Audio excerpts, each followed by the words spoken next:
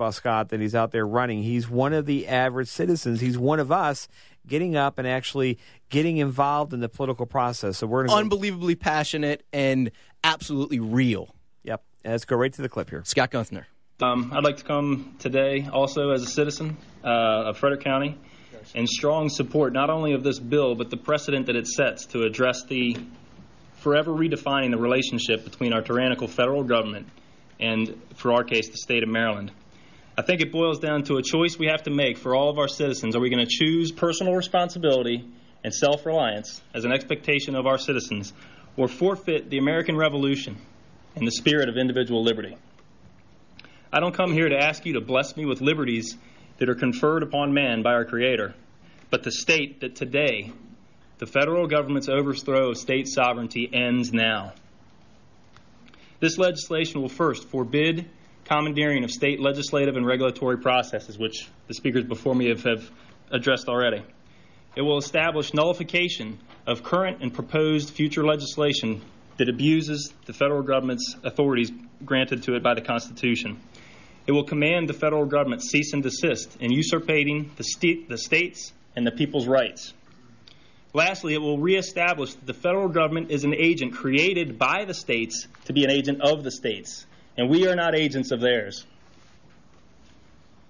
I want you to realize that the support for this bill is not, I don't want to be in any way a symbolic gesture, but a declaration of contempt for the extra-constitutional abuses and an assertion that we, the people of the free state of Maryland, will reestablish the validity of the general government's excesses. I'd like to ask each and every one of you here today, if not now, when? If not now, when? When would you draw the line and say that the federal government has usurped authority not granted to them? At this, if not for state sovereignty and for preserving our republic, what would you sacrifice personally? Your stature as a chairman, or your political funding from a party? When would you sacrifice yourself to preserve our republic? Do you realize the danger our republic is in? Does anyone even care? I want to ask you to give up the lie that large centralized government represents anything but the failure of the human spirit. I want you to stand on the principles of our founding and neuter our abusive, liberty-destroying, wealth-consuming, out-of-control federal government.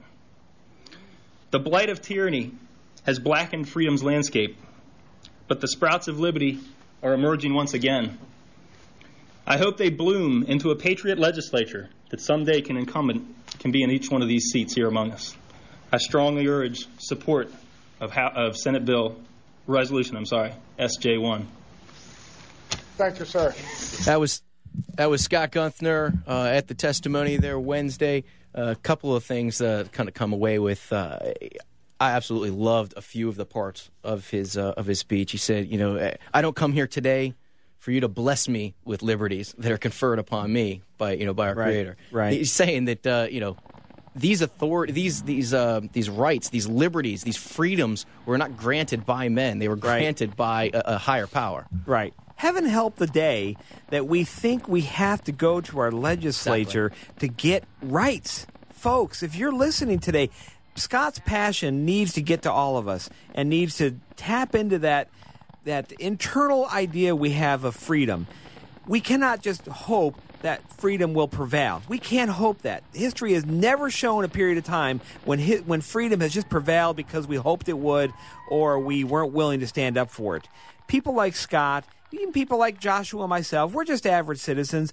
We're willing to put feet to this cause that we have. And it's not enough anymore to just hope. We now actually have to take